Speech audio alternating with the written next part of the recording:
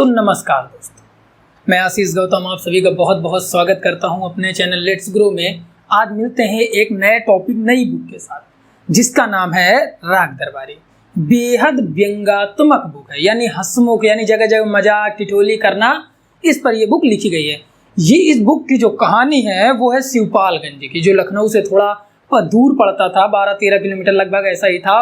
उस गांव की पूरी कहानी बताई गई है। इस बुक का नाम है राग दरबारी।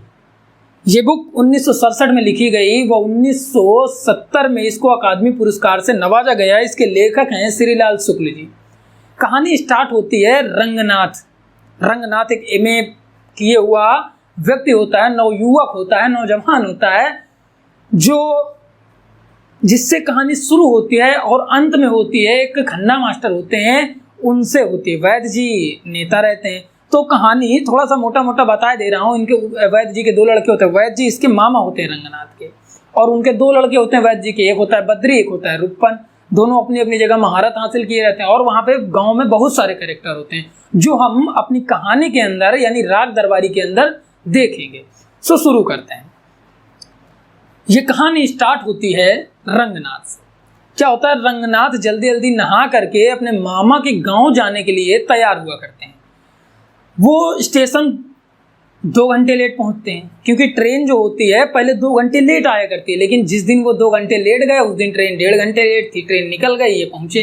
जब ट्रेन चली गई तो ये जो वहाँ होते हैं टीटी वगैरह, उनसे बहस करने लगे। स्टेशन मास्टर से बहस करने, तुम कैसे ट्रेन निकाल सकते हो, ये है वो कहता है जाओ यार, काहे दिमाग खराब कर रहे हो, ट्रेन तुमको लेट आना चाहिए, तुमको टाइम से आना चाहिए, ट्रेन तो अपने टाइम से ही आएगी ना।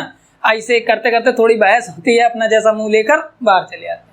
जब बाहर आते हैं तो क्या होता है, कुछ दूर चलते हैं रोड पर, उनको एक रोड पे एक ट्रक दिखाई देता है। ट्रक को देखकर कोई ये कह सकता था, इस बुक में जैसा लिखा है मैं उसी तरीके आप लोगों को बताऊंगा। थोड़ी सी व्यंग्यात्मक है, थोड़ा सा आपको अजीब भी लग सकती है, लेकिन बुक है बहुत अच्छी। सो जैसा लिखा है मैं वैसा बताऊंगा, जैसा कवि कहते हैं वैसा मैं बताऊंगा, जैसा लेखक का लिखना है वैसा मैं बताऊंगा। क्या होता है, जो रोड पे ट्रक खड़ा होता है उसको देखकर कोई भी ये कह सकता है कि ये रोडों को बलात्कार करने के लिए इसका जन्म हुआ है। पुलिस उसको देखकर ये कह सकती थी ये रोड के बीच में खड़ा है, लेकिन आम व्यक्ति उसे देखकर ये कह सकता था कि नहीं, ये रोड के किनारे खड़ा हुआ है। जो ट्रक ड्राइवर था वो चाय की चुस्की ले रहा था किनारे बैठ के दुकान पे। वहीं जो दुकान सन 70, 80, 90 पता नहीं कब कब की थी, इतनी पुराने दुकान थी कि बिल्कुल कबाड़ खाना लगती थी। लेकिन ड्राइवर और जो कंडक्टर यानी खलासी दोनों बैठ के चाय की चुस्की लेते हैं। अब ये रंगनाथ जब ट्रक देखते हैं तो इनके मन में थोड़ी सी खुशी की लहर दौड़ जाती है, यानी खुश हो जाते हैं, यार ट्रक खड़ा है, आहा बड़ा मजा है। दौड़ के ट्रक के पास चले जाते हैं। ट्रक ड्राइवर इनको दूर से देखता है, खादी का कपड़ा, खादी की पोशाक, चमड़े की अटैची, जमीन तक लटकता हुआ झोला, बड़ा बढ़िया सब व्यक्ति लग रहे थे। ट्रक ड्राइवर ने एक बार ऊंचे से नीचे तक देखा, कहा भैया, इन्होंने कहा, रंगनाथ ने कहा कि श्रीमान आप कहाँ जाए। रंगनाथ ने कहा ये ट्रक कहाँ जाएगा। कहते हैं ट्रक है, आपको जो कहाँ जाना है ये बताइए। वो कहता है कि मुझे शिवपालगंज जाना है अपने मामा के यहाँ। कहता है अच्छा चलिए छोड़ देंगे, उसमें क्या है, रुके चाय पी लें, बस चलते हैं। तो जब चलते हैं कुछ देर बाद चाय वाय पी के पैसे वैसे दे करके ट्रक में बैठ जाते हैं। जब ट्रक में बैठ जाते हैं तो ट्रक की कहानी स्टार्ट होती है। क्या होता है कि ड्राइवर जो होता है टॉप गियर में गाड़ी को डालता है और घूम हवा में लेकर घूम, ऐसा लग रहा था कि वो पहले जेट विमान चलाता है। रंगनाथ के मन में यही सोच रहा था कि लगता है ये पहले जेट विमान चलाता है, ट्रक तो इसको बाद में मिला है। कहते कहते बात थोड़ी बड़ी होती जाती है। कुछ देर बाद वो टॉप गियर में डालता है, वो फिर न्यूट्रल में आ जाता है, टॉप गियर में डालता है, फिर न्यूट्रल में आ जाता है। तो अपना जो पैर होता है ऐसे करके गियर में लगा देता है और एक हाथ से हैंडल चलाने लगता। रंगनाथ देखता है यार बड़ा अजीब चला रहा है, फुल स्पीड में, कोई भी आए कुछ भी है लहरा के निकाल देता था, रोकता तो बिल्कुल नहीं था। रंगनाथ ने कहा अरे भैया आराम से चलो, पहले जेट विमान चलाते थे का। तो हंसने लग गया, कह रहे नहीं भैया ऐसा कहीं कुछ नहीं है। थोड़ी देर बाद बात आती है, कहता है कि वो ट्रक ड्राइवर पूछता है श्रीमान आप सीआईडी से हैं क्या। तो रंगनाथ कहता है ये किस चिड़िया का नाम है। ट्रक ड्राइवर हंसने लग जाता है, सीआईडी नहीं जानते, बताओ कैसे आदमी हो आप। इतने पे और सारी बातें होती हैं धीरे धीरे करके।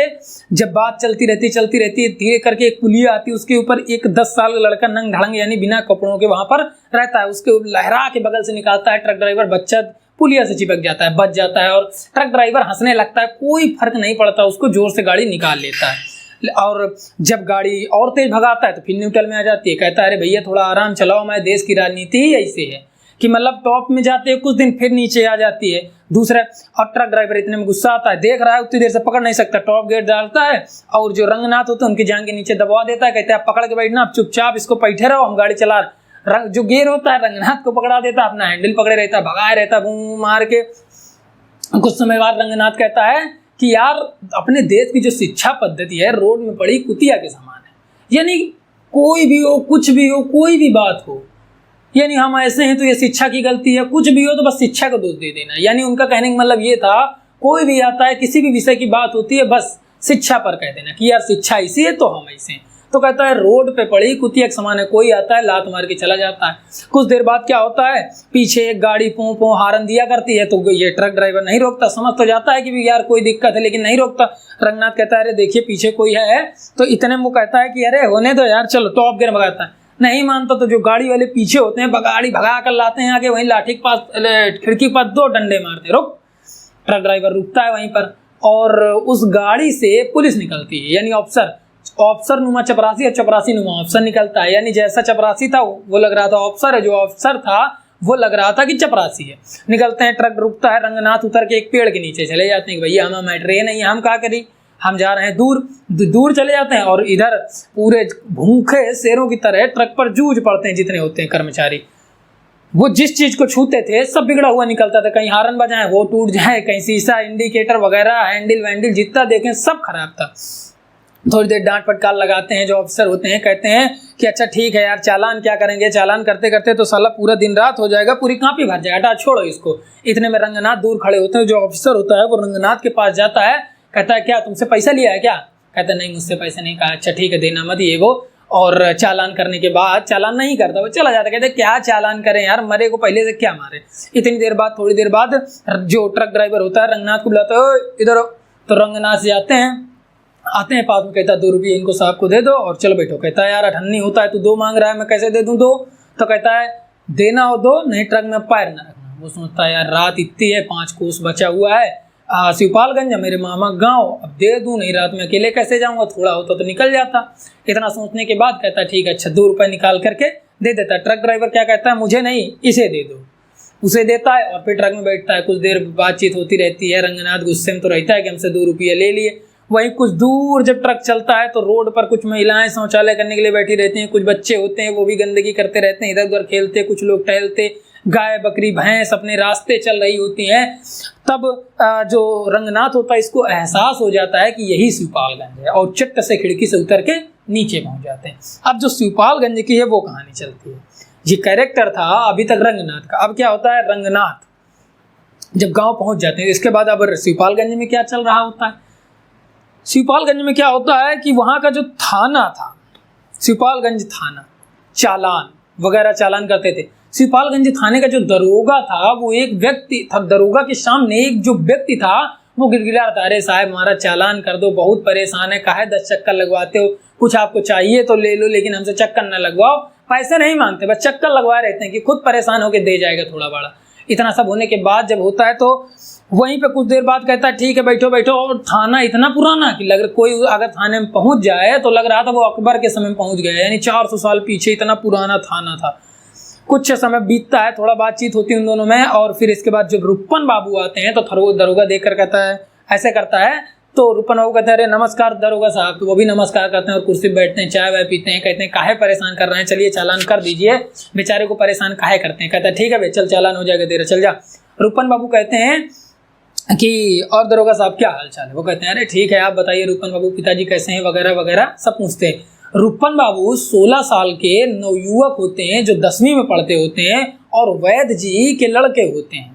ये छात्र संघ के नेता होते हैं जिनका अच्छा खासा पौआ होता है और इनको अपनी कक्षा 10 से इतना ज़्यादा प्यार था कि 3 साल से उसी कक्षा में पढ़ रहे थे। ये कंप्लेन करने आए थे, इनके गाँव के एक व्यक्ति होते हैं, उनके यहाँ रामाधीन व्यक्ति होते हैं, उनके यहाँ चोरी की डकैती की चिट्ठी मिली थी कि यानी 5,000 रुपये इस तारीख को काली पहाड़ी के ऊपर रख के जाना, नहीं तो तुम्हारे घर डकैती इस तारीख को पड़ जाएगी। इतना सब होने के बाद वो हमारे तो थानेदार कहता है ये कैसा मजाक है यार, चलिए कहीं कुछ नहीं होगा, हम हैं कहीं कुछ नहीं होगा। तो इतने में रुपन बाबू कहते हैं यार हैं तो हमारी उनसे बोलचाल तो होती नहीं रामाधीन से, लेकिन गाँव का मामला है इसलिए पिताजी बोले हैं जाओ देखाओ, दरोगा साहब को थोड़ा बता देना, सो आ गया हूँ मैं। तो कहते हैं ठीक है कोई दिक्कत नहीं। तो इतने में रुपन बाबू कहते हैं आपके जो ये थानेदार वगैरह हैं, एक कांस्टेबल, इनकी तो करतूत तो नहीं है, यानी इनकी हरकत तो नहीं है, इन्होंने तो नहीं किया है। इतने में कहता है थानेदार हंस कर कहता है इस पूरे थाने में सिर्फ मैं पढ़ा लिखा हूँ, पूरा कांस्टेबल अनपढ़ है। वो रहा रूपन बाबू हंसने लग जाते हैं, कहते हैं चलिए ठीक है, इतना सब चालान वाला जितनी चिट्ठी होती जानकारी दे करके रूपन बाबू से दरोगा कहता है तुम्हारे स्कूल के तो बच्चों की शरारत नहीं हो, कहते हैं साले को पढ़ने का तमीज़ नहीं हो, चिट्ठी क्या लिखेंगे यार। रूपन बाबू भी कहते हैं। इतने में सब कुछ करने के बाद रूपन बाबू जब घर आते हैं तो उनके घर एक जमकड़ा लगा होता है, यानी लोगों का तांता लगा होता है, यानी भीड़ लगी होती है, और रंगनाथ अपने मामा के यहाँ पहुँच चुके होते हैं और सारा किस्सा सुना रहे होते हैं कि ट्रक ड्राइवर ने उनसे किस प्रकार व्यवहार किया, कैसी बातचीत की और उनसे 2 रुपये ठग लिए। इस पर जो सनीचर होता है वहीं चड्डी पहने बैठा रहता है। सनीचर मतलब ऐसा कैरेक्टर होता है कि ये पूरे साल चड्डी में रहता है, ठंडी जाड़ा बरसात फागुन माह जो भी हो सिर्फ चड्डी। कहीं बाहर जाना हो या कोई कार्यक्रम हो, बहुत ठंड लगे तो बस एक बनियान डाल लेता था, बाकी कहीं कुछ नहीं कपड़ा में। वहीं वैद्य जी के चौरे पे रहता था और भांग घोटने का काम किया करता था।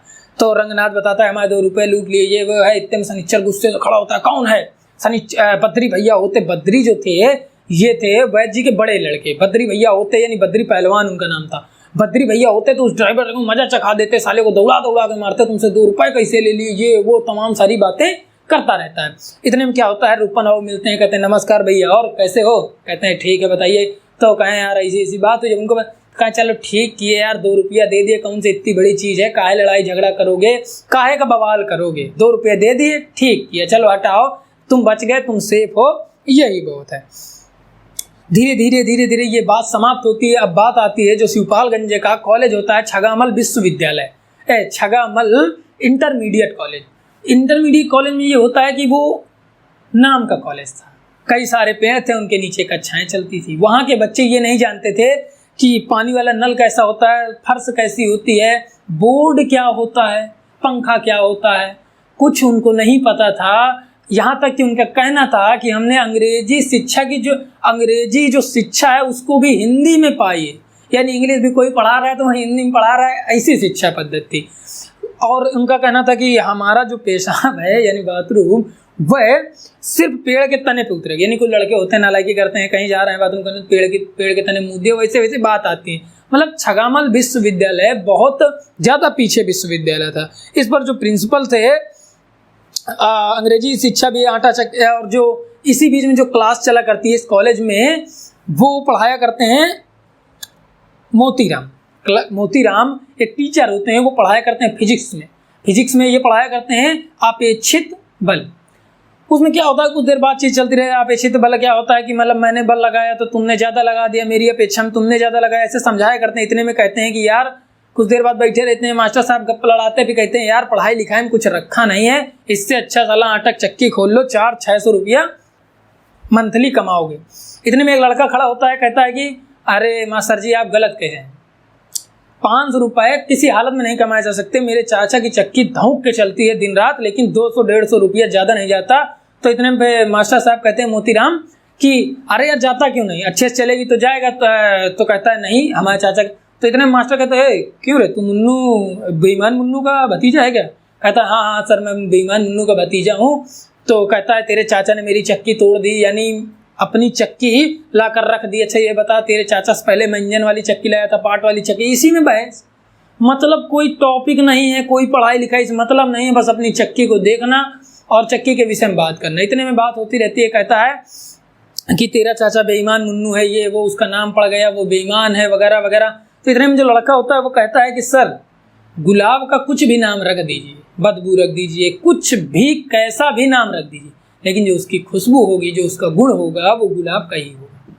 इतने में जो मास्टर होते हैं मोतीराम, उनके चक्की की भग भग भग भग आवाज़ सुनाई देती है और वो निकल जाते हैं, सारे बच्चों को पढ़ाई से छोड़ के चले जाते हैं। इतने में प्रिंसिपल साहब राउंड लगाने यानी पेट्रोलिंग करने यानी स्कूल का देख रेख करने के लिए आते हैं। देखते हैं तो बच्चे खेलते हुए मिलते हैं। कहते हैं इधर आ रहे, एक लड़के को बुला के कहते हैं सर जी कहाँ गए? कहें वो तो अपनी चक्की में निकल गए। कहें यार मोतीराम का भी पता नहीं रहता, पता नहीं कहाँ कहाँ चले जाते हैं, जाओ खन्ना को बुला लाओ। चपरासी से कहते हैं कि जाओ खन्ना को बुला लाओ, कह दो कि इन बच्चों को अपनी क्लास में बैठा। खन्ना आते हैं, कहते हैं कि सर ये कैसे बैठा सकता हूँ? कहते हैं ये 9th क्लास है, ये 7th है, मैं 9th को पढ़ा रहा हूँ, 7th वालों को कैसे बैठा लूँ अपनी क्लास पे? इस पर प्रिंसिपल साहब गुस्से से कहते हैं यार तुझे समझ में नहीं आता, ज़्यादा बहस करता है मुझसे, तुझसे जब मैं कह रहा हूँ जाके इनको बैठा ले, नहीं तेरे लिए अच्छा नहीं हुई, ये वो तमाम बहस हो जाती है।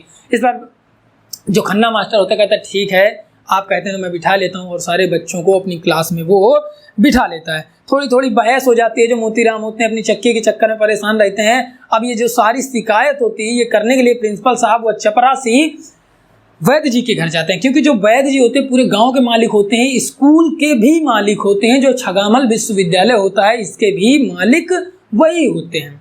अब इतनी बात होती रहती है, जो शनिचर होता है सबको भांग घोंट घोंट के देता है। चपरासी एक व्यक्ति को देखता है साइकिल पर बैठा हुआ, कहता है ये व्यक्ति प्रिंसिपल साहब आप जानते हैं पहले बहुत बड़ा चिरी मार था, अब है शांति से चलता है, नहीं बहुत बड़ा चिरी मार था। बात होती रहती है,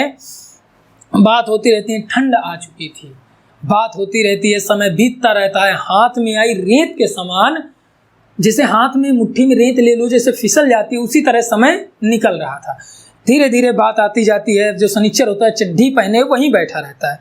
आने पर पूछा कोई वैद्य जी रंगनाथ ब्रह्मचर्य, जो रंगनाथ वैद्य जी होते हैं ये अब रंगनाथ को थोड़ा सा टाइम देते हैं, कहते हैं कि ब्रह्मचर्य को उसे लाभ बताते हैं कि यार तेरा शरीर खराब हो गया, तू ये करता था वो करता था, इसमें वीर विषय की नॉलेज देते हैं कि इसको बचा कर रखना चाहिए, इससे बहुत ज़्यादा पावर आती है, तू रुक यहाँ पर 6 महीना पर घोड़े जैसा तुझे करके भेजूंगा, यानी शरीर बनाकर भेजूंगा, ये वो बात है। अब जो रंगनाथ होते हैं वो भी रुक जाते हैं सने, और इसके ब्रह्मचर्य के काफ़ी सारे फायदे बताते हैं। वैद्य उनका नाम नहीं था, वो वैद्य थे भी, वैद्य जी उनको सब लोग कहते थे, नाम नहीं बताया, नाम उनका दूसरा था, लेकिन वैद्य जी के नाम से वो प्रसिद्ध थे पूरे एरिया में अपने।